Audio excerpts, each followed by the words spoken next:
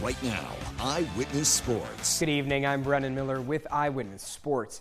An update on the sentencing of the man convicted of manslaughter in the shooting death of former Proctor and New Orleans Saints defensive end Will Smith, Cardell Hayes. That sentencing originally scheduled for yesterday by Orleans Parish Criminal Court Section H Judge Camille Burris, but no update on what of a potential 40 years Hayes will get, with the sentencing postponed and rescheduled to April 25th.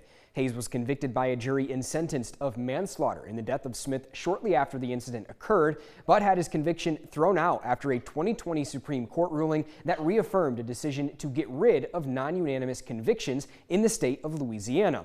This is Hayes' second trial and second conviction, this time unanimous, of the manslaughter of Smith. Although some Syracuse women's basketball star Deja Fair's storied career has come to a close with their team's loss to UConn in the NCAA tournament, she does leave behind a lasting legacy. We've got more on that. When I had the choice to leave, I didn't know that this would be the best year of my career.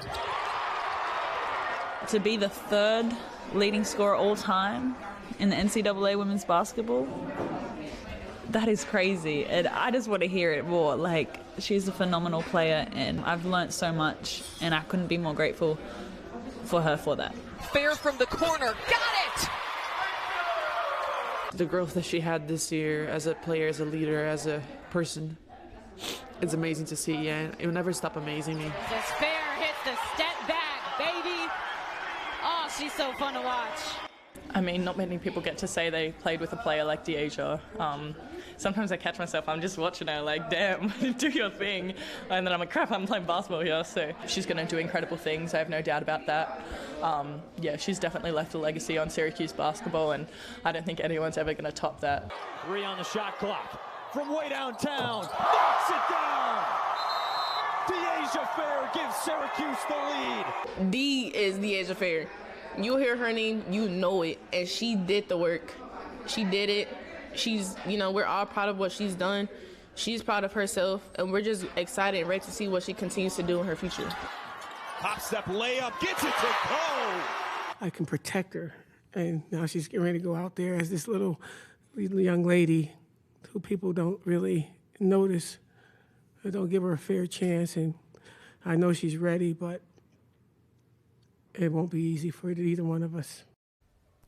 After transferring away from Buffalo with head coach Felicia Leggett-Jack, Fair finished third all-time in the NCAA women's scoring record books, a little bit overshadowed this season by Caitlin Clark, who is the #1 scoring player in NCAA women's basketball history, but the top 3 both active and finishing out their careers this year. Today is also Major League Baseball opening day, the pursuit of a World Series championship underway, although it's going to be an extra day for the New York Mets. Their opener against the Milwaukee Brewers postponed due to the weather and will be made up tomorrow. While for the Yankees, despite the roof at Minute Maid Park in Houston, they were probably wishing early in their game against the Houston Astros that it had been postponed as well. 4 runs allowed by Yankees opening day starter Nestor Cortes in the first 2 innings, but after that, Nestor locked in, and the Yankees got to Houston's bullpen in the 5th inning. They tied it at 4 with an Oswaldo Cabrera homer and followed that up with an Alex Verdugo sac fly in the 7th to take the lead, and that is how the game finishes. It was the Stros who came up trying to get things back in the 7th, 8th, and 9th innings, but the Yankees shut them down, including with a Juan Soto outfield assist with 1 out in the 9th to lock things up. Also, some local games in action around the area as high school spring sports are underway. Boys and girls lacrosse, baseball, and softball, all with finals in the books already, and some more to be put in tonight, including these ones.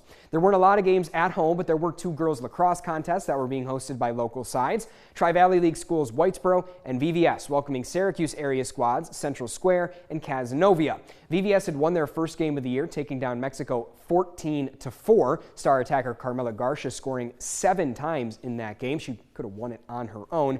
This was the opener for a Caz team that went just 7-11 overall last year, but did beat the Red Devils in their head-to-head by a score of 12-9, and it's a little bit closer in this one, 6-5, but it's still the Lakers that come out on top. The other game had 2 teams that have played this season. Central Square, a 1-goal win over Carthage on Tuesday, while Whitesboro fell in their season opener, a 19-6 loss to Marcellus. and they lose again, 13-6, the final score in this one, as the Hawks get their second win of the year, and Whitesboro picks up loss number 2 on the campaign as well. Coming up next after the break, Shelby brings you the trending stories from around the nation, so stick around.